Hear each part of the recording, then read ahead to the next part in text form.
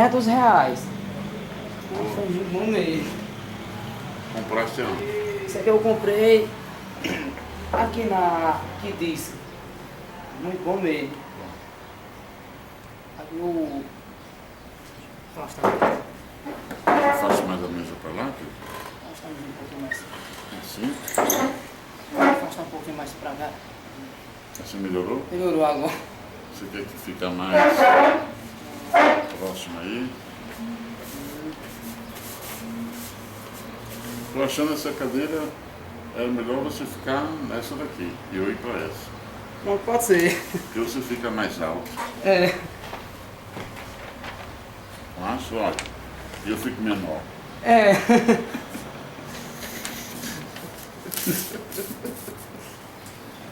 Pronto, agora dá certo aí. Agora eu fiquei menorzinho, mas daquele jeito estava muito agigantado mesmo. Tá. O Pimentão Bebê está aqui hoje na cidade de Patos, na residência dos pais de Padre Luciano Dias de Moraes, da qual vai falar para nós um pouco a sua experiência, a sua caminhada, a sua descoberta vocacional e, acima de tudo, este grande homem que trabalhou por muito tempo em nossa paróquia e que reestruturou muitas coisas dentro da nossa comunidade pimentoense. Devemos também aqui a esse grande homem, Padre Luciano. Padre Luciano, como foi sua infância? Pedrinho, uma alegria grande falar com você e responder as perguntas que carinhosamente você preparou. E gostaria de dizer que é uma honra estar aqui com vocês e transmitir aquela mensagem de amor e paz para todos. Eu, desde criança, que eu sentia aquela atração quanto à sua pergunta, né? Da minha vocação, como foi a minha vocação para o sacerdócio. Desde criança eu sentia essa atração por Deus. Me lembro de uma canção que Frei Damião cantava quando ele veio aqui em Patos, eu era criança, e a canção era: você sabe por que o céu é azul? Porque Deus é amor, Frei Damião dizia. Você sabe por que o mar nunca há de secar? Porque Deus é amor. Você sabe por que tudo que existe, mas também a dor, né? E aí Frei Damião cantava que também a dor estava ligada ao amor. E a dor é a grande chaga da humanidade, é o grande nó que a humanidade tem dificuldade de aceitar. E eu, como criança pobre, tinha muitas dores. A rejeição, a gente morava na periferia, filho de pobre, meu pai carpinteiro, minha mãe dona de casa. E a gente sente na pele a vida dura de ser humano, desse sertão sofredor. E aí trabalhava também com meu pai, ajudava meu pai, carregava também lavagem para dar aos porcos lá de casa, que é nesta casa que a gente se criou, onde a gente está hoje. Então a gente construiu juntos, como família, com os 9, éramos 9 irmãos, e papai e mamãe, uma família grande. E eu ia para a igreja, fiz a primeira comunhão sozinho, porque não tinha roupa para fazer a primeira comunhão.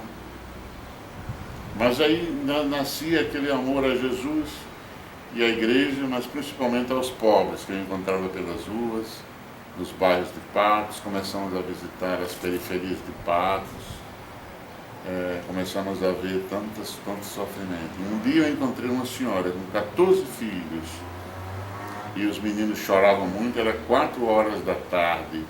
Eu disse: por que esses meninos estão chorando? E ela disse: é porque eles não têm o que comer. Daqui a pouco eu vou preparar uma papa para eles de farinha de mandioca, de farinha, vou fazer com água e sal, e aí eles vão cair no chão de sono e vão dormir até amanhã. Então, comiam só uma vez por dia aquela papa de mandioca, aquela farinha de mandioca, aquele escaldado, aquela água escaldada, né? Não sei como esse menino, se fosse passarinho, morria tudo com o papo cheio, né? De empapado, virado pedra. Portanto, vendo esse sofrimento, vendo toda a situação, e o meu país ainda naquela época era muito mais pobre a situação, eu senti esse desejo de ser padre para servir ao povo sofredor. Por isso decidi entrar no seminário. E como foi sua vida como seminarista na Diocese de Patos? Como iniciou os estudos? Como iniciou sua carreira vocacional até chegar ao sacerdócio? A minha experiência como seminarista foi, eu pedi a Dom Expedito, na época, que era o nosso bispo, de ir para o seminário de Recife, que era o seminário de Dom Helder Câmara, o bispo dos pobres de Recife. Eu admirava muito. Aqui estão alguns livros sobre ele, aqui na mesa, nesse momento da entrevista, porque eu estava escrevendo um artigo sobre isso.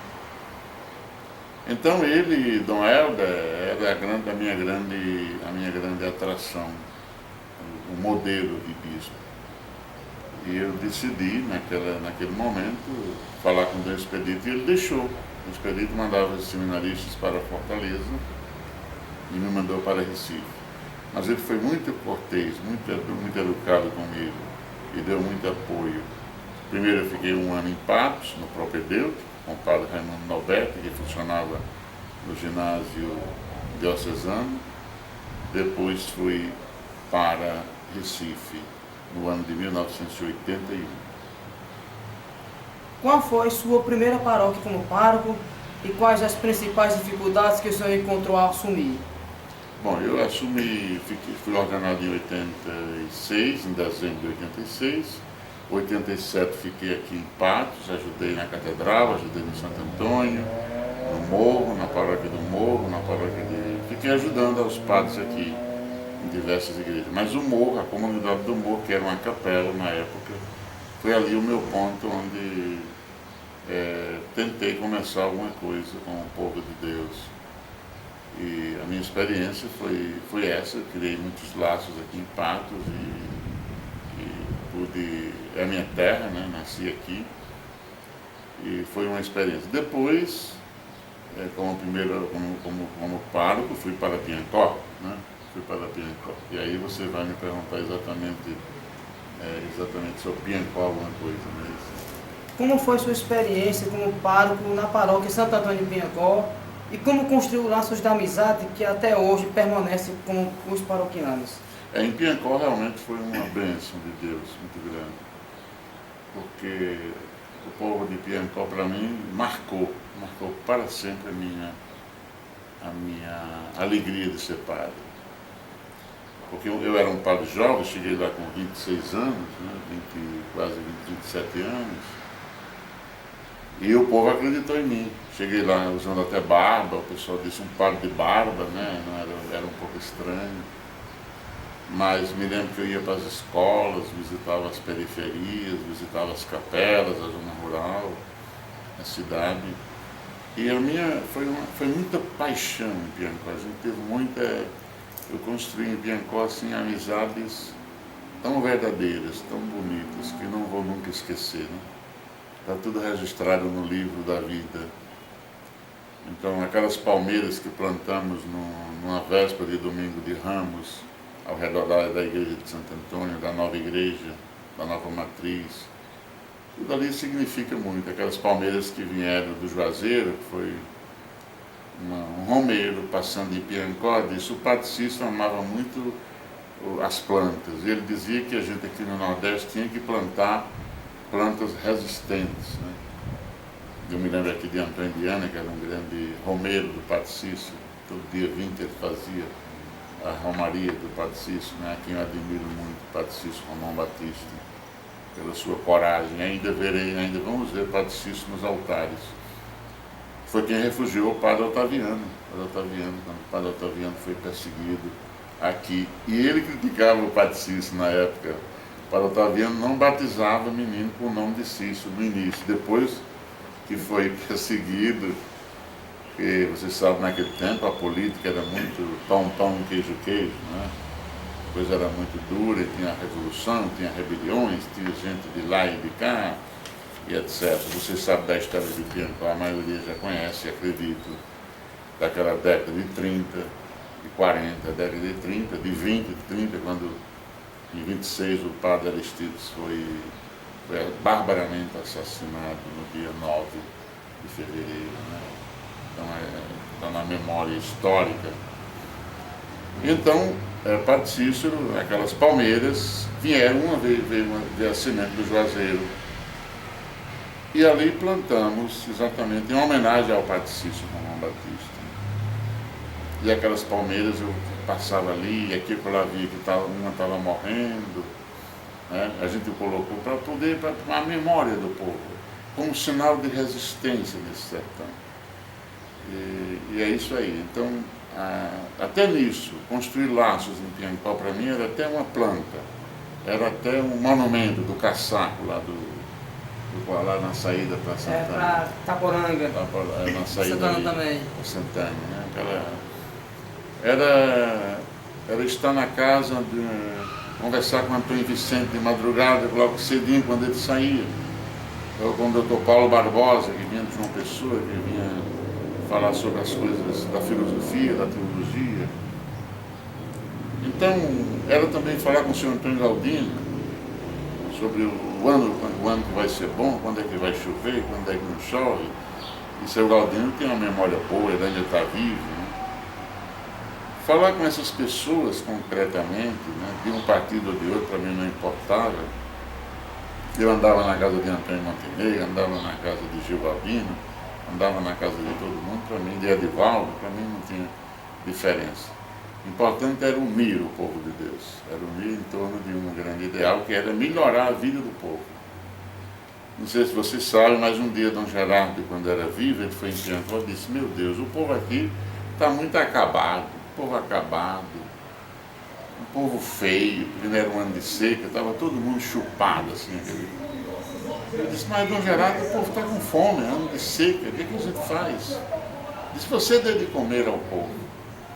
E aí eu convidei as irmãs Ludinas, que passaram 10 anos em Piancó, ou mais de 10 anos, não sei. Ficaram lá, me ajudaram naquela cozinha alternativa, me ajudaram na pastoral da criança. A pioneira foi Francisca Xavier, a quem eu quero homenagear, porque ela realmente foi uma das pessoas que mais me ajudou ali logo no início. Chica Xavier com a pastoral da criança, as líderes da pastoral da criança, toda a equipe, não era só ela, né? O grupo de jovens, Santo Antônio e os outros grupos, a Ordem Franciscana Secular, o apostolado. Sem o apostolado, como é que eu ia poder botar aquela paróquia para frente? A presidente do apostolado de cada época, cada mandato que tinha, né? Mas alguns eu me lembro muito bem, a Undina Alencar, a quem eu quero homenagear também. Ela quer dizer, esse pessoal todo, essas pessoas, construíram uma memória, um tempo novo em Piancó, uma esperança. Mas aí a gente pensa lá no bairro Belo Horizonte, a gente vai lá para a periferia, para o Santo Antolino, vai lá, quer dizer, todas as regiões de Piancó, todas as áreas, né?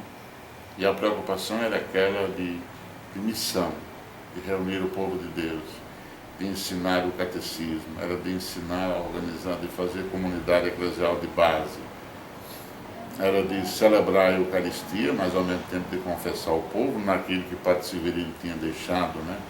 Padre Severino, você sabe que foi o grande pároco de Piancó, ele sim, porque Padre Severino é santo, não tenho dúvida que Padre Sia é um homem de Deus, pela simplicidade, pela pobreza dele, pela vida dele. Então ele veio antes de mim, ele preparou o caminho para que eu fosse assumir esse Piancó. Então, com aquela sua simplicidade, com o seu sofrimento também, ele deu a sua vida, deu a sua contribuição antes de mim. E de tal modo que os outros padres continuaram, né? Depois o padre Luiz, quando esteve lá em Piancó, deu aquele dinamismo do dízimo, pastoral do dízimo. Se não é, a pastoral do dízimo é quem salva a igreja hoje na missão, porque sem o dízimo a gente não pode construir nada, né? Portanto, o tempo de Piancó, os 10 anos que eu passei em Piancó, com muita gente, aqui eu não quero ser injusto, porque estou podendo até correr esse risco, porque quando eu cito um nome, eu posso dizer... Mas era muita emoção, celebrar aquela procissão de Santo Antônio, com milhares e milhares de pessoas nas ruas, quando a gente reunia as santas missões populares com Frei Damião e Frei Fernando. São coisas que estão na memória, que nunca vão ser esquecidas. De certo modo, eu lá em Roma, nesses 8 anos que passei em Roma, sonhava com o Piancó, passava noites, às vezes me acordava e via os rostos das pessoas. Quer dizer, eu amo realmente você, meu irmão, que me escuta agora. Independente, talvez até me esqueça do nome, mas eu tenho certeza que muita gente ainda me lembra o nome quando eu me encontro com as pessoas de Piancó. As novas gerações talvez não, porque fazem tantos anos que eu saí de lá. Né? Portanto, aqui fica registrada essa entrevista que para mim é histórica, Pedrinho, esse último dia do ano de 2013, né? E daqui a poucas horas estaremos entrando no 2014, que vai ser um ano de bênção, de mudanças nesse país, para melhor, para melhor, para melhor. Segundo o projeto de Deus, segundo o beneplácito de Deus. Como foi para o senhor construir aquele conjunto Padre Luciano? Então ali foi uma experiência muito rica de colaborar. Eu queria ter feito mais, foi pouco, éramos para ter feito muito mais. Quando eu vejo esse projeto Minha Casa Minha Vida hoje, que eu vejo o povo mais pobre tendo chance de ter uma casa, ou quando eu vejo o Bolsa Família, vejo que as pessoas podem ter alguma coisa. Quando eu vejo essa escola federal técnica que vai começar aqui em Patos agora, né, com diversos cursos de edificações, o que eu quero, na verdade, é progresso. O que eu queria ali era só um sinal, era só sinalizar, com o apoio do governo do Estado na época, era dizer que nós acreditamos num projeto de sociedade.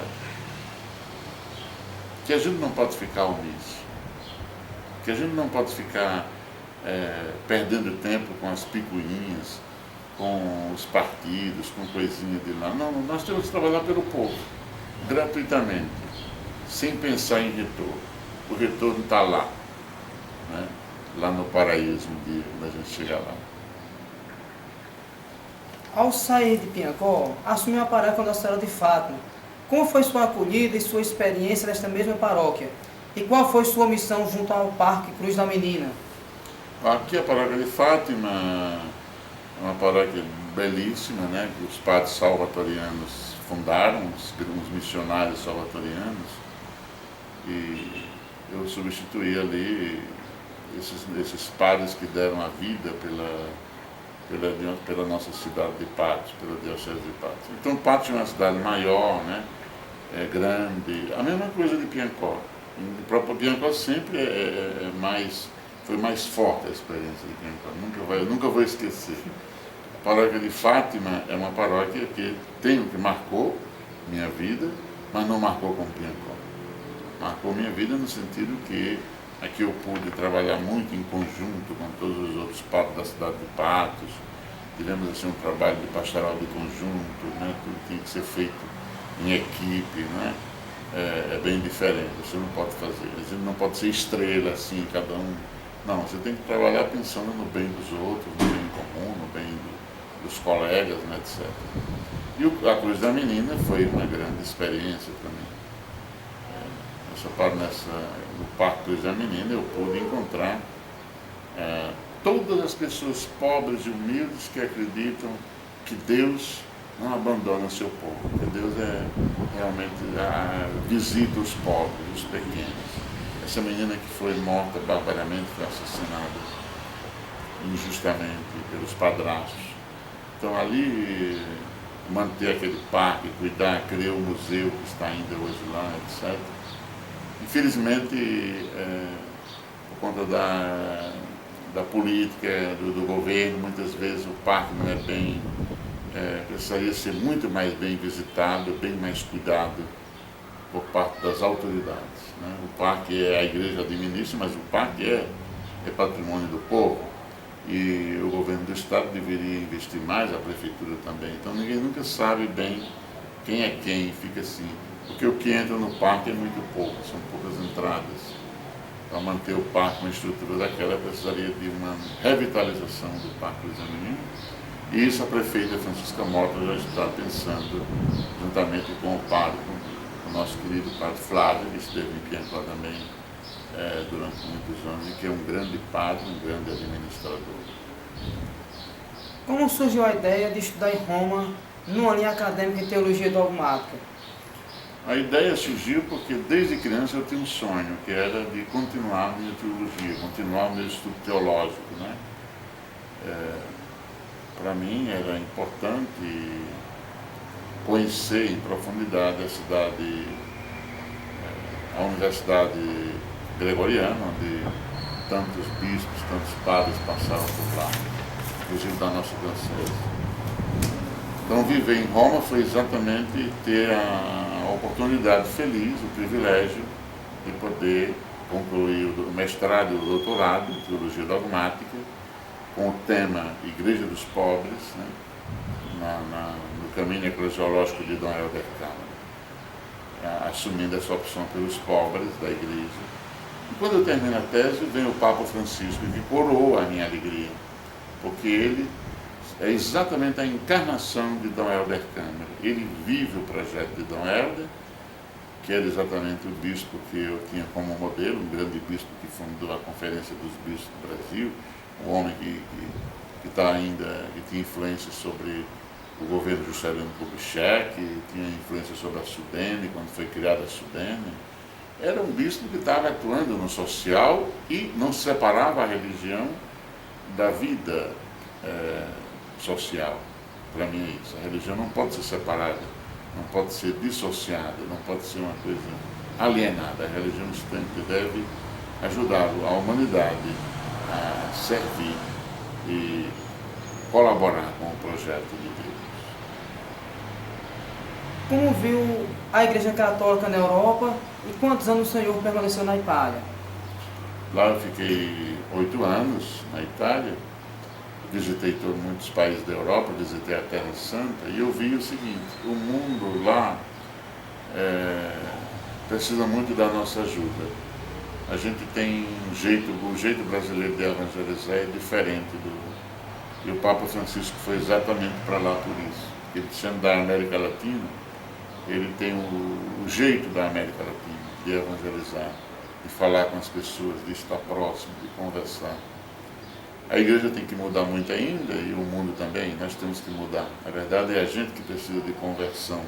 A igreja de Jesus é sempre a igreja de Jesus. Mas é nós que temos que mudar nos nossos modos, na nossa maneira, com um novo ardor, com um novo método, para anunciar o Evangelho. Então a Europa hoje está muito engessada, está vivendo também uma crise de valores, uma crise econômica, como também nós, né? Nós estamos vivendo uma grande crise. Eu estava vendo nesses dias, depois que cheguei à televisão brasileira, quer dizer, as novelas são ainda do mesmo nível, não ensinam nada de novo, ensinam as mesmas besteiras, a mesma violência, as mesmas intrigas, o mesmo ódio, né? Então eu fiquei triste com isso, fiquei muito triste, porque não dá esperança, não ajuda muito, cria muito, engessa muito a cabeça, a mentalidade não muda, tem que mudar a mentalidade desse mundo, não é? A gente precisa acordar para isso, para evangelizar. Eu acredito que com criatividade, né, essas minorias criativas, essa humanidade que começa a se unir em torno de um grande ideal, de um projeto maior, aí vale a pena combater a corrupção política, econômica, os desvios, vale a pena melhorar os hospitais, que é a grande vergonha desse país ainda, a saúde. Nós temos que dizer isso aos políticos, aqueles que trabalham na saúde no mundo. Não roubem, não roubem. Por que vocês têm que tirar dinheiro para vocês? Tem que ajudar o povo a melhorar de vida, porque todo mundo depois vai estar bem, toda a nação vai estar bem, o planeta vai ser mais defendido, a Amazônia vai ser defendida, tudo vai melhorar. A gente precisa aprender a trabalhar com essa consciência. E eu agradeço aos meios de comunicação, ao Pedrinho que está aqui nesse combate, nessa luta, né, em prol de fazendo também esses projetos sociais lá. Eu agradeço a vocês e espero que a gente possa se encontrar nessas travessias do mundo. Como foi o seu retorno na Diocese de Patos? Quais são os seus sonhos e perspectivas ao assumir a paróquia na Senhora da Conceição, na cidade de Itaperuá? O meu retorno foi muito simples. Eu voltei para a casa dos meus pais, né? Fui muito bem acolhido pelo bispo, Dom Heraldo, pelos padres da minha diocese, muito bem acolhido, pelo povo de Deus. Fui recebido com muita festa, com muita alegria, né? Em Piancó, em todo canto que eu vou, São José dos Pinheiros. Um carinho imenso, um carinho grande, eu nunca vi tanto carinho. Então, só tenho que agradecer a Deus, né, por esse retorno. Embora lá em Roma, na Itália, as pessoas queriam que eu continuasse ainda, e telefonam todo dia, toda hora ainda estão telefonando. Todo dia eu recebo 3, 4 telefonemas lá da Itália, me perguntando como é que estou, né, como é que estão as coisas, através dos meios de comunicação, do e-mail, da internet, de telefone, dos telefones. Então, eu fui bem recebido e espero que aqui, lá na minha diocese, eu possa contribuir com esse doutorado que eu assumi, nessa formação que eu tive. Também na paróquia de Itaperuá, que é para mim uma grande esperança, né? Itaperuá, como Piancó, tem uma história e eu quero acolher todo mundo que está lá com muito carinho, para que a gente possa construir uma bela etapa nesse caminho de evangelização. Dê sua mensagem final de ano para todos os fiéis católicos nesta Diocese de Patos, Paraíba, enfim, por onde o senhor passou, fazendo história, a exemplo do Genros, do movimento Focolare, que trouxe também algo de experiência para você. Bom, a nossa esperança, a mensagem é essa, de esperança. É construir algo novo, concreto, com cada pessoa. Uma amizade verdadeira, construir um tempo melhor de paz e, de modo particular, ali onde eu vou atuar, de modo particular, quero me unir às pessoas que acreditam nesse sonho de um mundo novo, segundo o projeto de Jesus. Um feliz ano novo, cheio de bênçãos, cheio de paz. Muito obrigado, Pedro. Para você e sua família, desejo mesmo. Então, aqui agradecemos essa entrevista concedida com o Padre Luciano a todos vocês. Ficou boa, Pedro?